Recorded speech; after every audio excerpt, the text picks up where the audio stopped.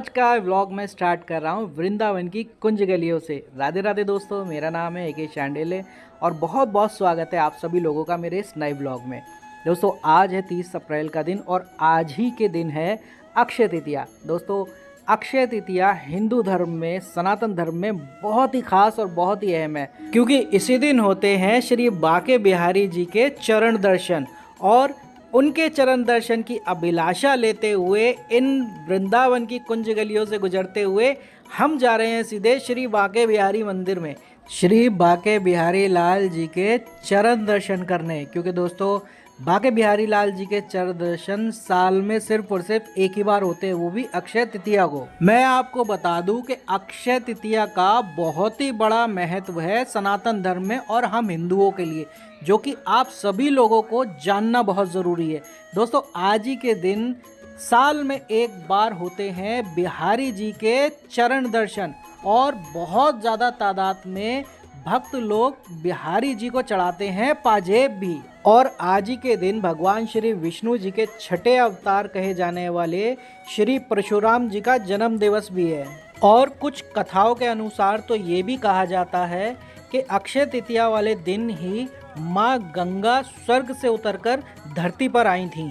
और ऐसा कहा जाता है दोस्तों वो अक्षय तृतीया का ही दिन था जिस दिन भगवान श्री कृष्ण ने श्री युधिष्ठिर जी को अक्षय पात्र दिया था, जो कि कभी खाली नहीं होता था। और ऐसा माना जाता है दोस्तों कि इस दिन अगर आप दान पुण्य करते हैं, हर अक्षय तृतीया को दान पुण्य अगर करते हैं तो वो भी बहुत ही ज़्यादा शुभ माना जाता है। इस दिन सोना चांदी खरीदना भी बहुत ज़्यादा शुभ माना जाता है। और इसी दिन सबसे ज़्यादा पूजा होती है गणेश जी और लक्ष्मी जी की भी। एक कथा के अनुसार एक वैष्णव आदमी जिसका नाम धर्मदास था, दोस्तों हर अक्षय तृतीया पर वो बहुत सारा दान किया करता था, बहुत सारा पुण्य किया करता था। उसके पुण्य स्वरूप में अगले जन्म में उसको कुशावती का राज्य मिला और उसको वहाँ का राजा बनाया गया। और आप लोगों को जैसा कि पता ही है कि हमारे सनातन धर्म में दान पुण्य का कितना महत्व है। दोस्तों कहते हैं कि जो इंसान दान पुण्य करता है उसका दान कभी खाली नहीं जाता, उसको उसका दान का फल अवश्य मिलता है। आपके साथ बातें करते करते अब मैं आ गया द्वारकाधीश मंदिर के प्रांगण में और ये है मंदिर में जाने के लिए लाइन। तो चलिए लगते हैं लाइन में। और भी मैं आपको जब तक मंदिर में अंदर दर्शन नहीं होते, एंट्री नहीं होती, तब तक मैं आपको और भी चीज़ें बताता हूँ अक्षय तृतीया के बारे में। भाई दोस्तों जितनी चीज़ें मैंने आपको बताई अक्षय तृतीया के बारे में, आई होप कि आप लोगों को समझ में आई। एक दो चीज़ें और भी आगे बताऊँगा, लेकिन उससे पहले मैं आपको कुछ दिखाना चाहता हूँ। दोस्तों जब मैं लाइन में लगा हुआ था तो मैंने एक चीज़ नोटिस करी, वो नोट करा ये खुले हुए तार जो कि पावर के थे।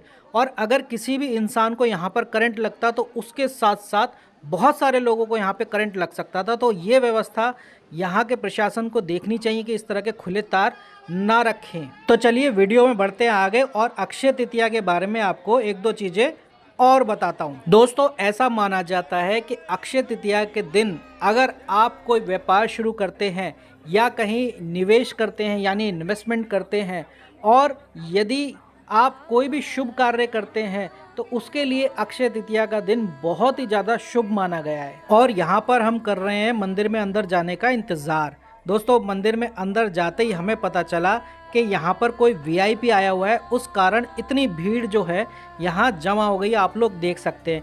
भाई दोस्तों हमारे हिंदुस्तान में ये VIP कल्चर ख़त्म होना चाहिए, क्योंकि भक्त पता नहीं कहाँ कहाँ से दर्शन करने आता है और अगर उसे अच्छे से दर्शन ही ना मिले तो फिर उसका आना असफल सा होता है। दोस्तों मैं कोशिश करूँगा आपको दूर से ही दर्शन कराने की, क्योंकि अंदर जाके वीडियो कैमरा या कुछ अलाउ नहीं था। अगर आपको यहाँ पे दर्शन हो गए हों तो बोलिए बांके बिहारी लाल की जय।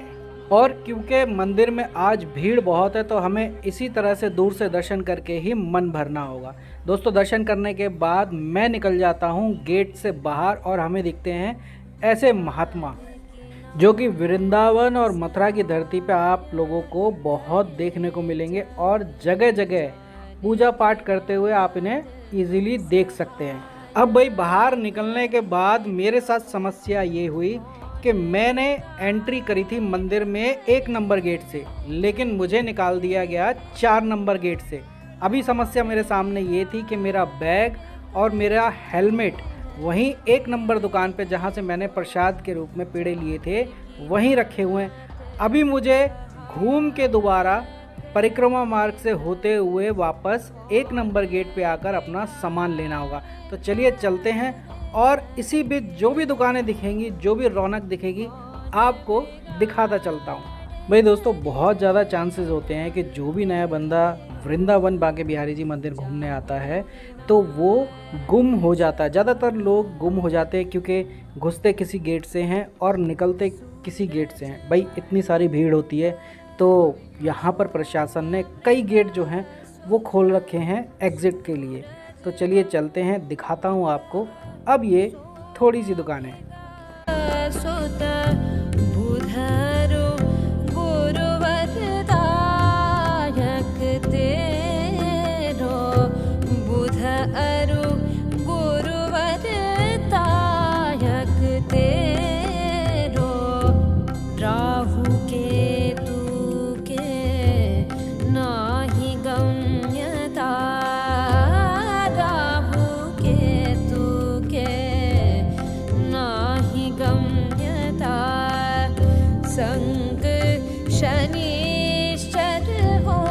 दोस्तों, बाकी सारी चीज़ें तो अपनी जगह ठीक ही हैं, लेकिन मेरे दिल में एक कसक सी रह गई।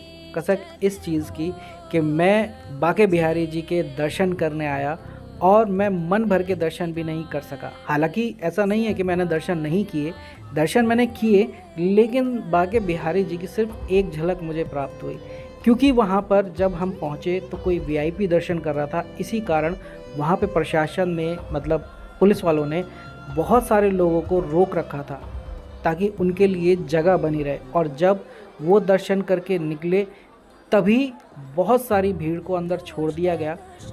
इससे बहुत सारी भीड़ वहाँ पर हो गई और फिर पुलिस वालों ने जो लोगों को धकेला है वहाँ से एग्ज़िट गेट की तरफ, तो इस कारणवश मैं दर्शन नहीं कर पाया। खैर चलिए, मेरी तो बात कोई नहीं, क्योंकि मैं तो मथुरा का वासी हूँ, मैं कभी भी जाके बांके बिहारी जी के फिर से दर्शन कर सकता हूँ।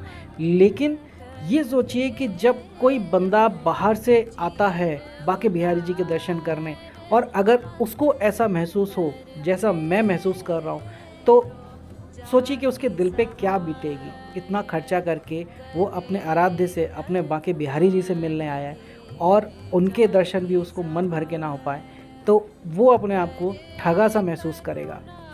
इतनी भीड़ देखने के बाद मुझे लगता है कि अब हफ्ते में 7 दिन ही वृंदावन मथुरा में भीड़ रहती है, तो कोई फ़र्क नहीं पड़ता आप शनिवार संडे में ना आए, कभी भी आए। दोस्तों, आगे दुकान पे हम लोग बढ़े तो हमें दिखी बांके बिहारी जी की ये बहुत प्यारी प्यारी तस्वीरें। आप चाहे तो यहाँ से ले सकते, थोड़ी सी महंगी होती है लेकिन बहुत ही ज़्यादा सुंदर होती है। और दोस्तों, वृंदावन की कुंज गलियों से होते हुए हम चल रहे हैं अब घर की ओर। और भाई ध्यान रहे कि जब आप वृंदावन की गलियों से गुजरते हैं, कुंज गलियों से गुजरते हैं, तो बंदरों का ध्यान रखें, क्योंकि हमें तो पता है कि यहाँ पे बंदर आपकी चीज़ें झपट लेते हैं। हम तो सतर्क थे, लेकिन बहुत से लोग सतर्क नहीं होते, जिसके कारण उनका चश्मा, मोबाइल, कैमरा जो है बंदर लोग ले जाते हैं। और फिर जब तक आप उनको फ्रूटी ऑफ़र नहीं करते हैं तब तक वो आपको आपका सामान नहीं लौटाते हैं।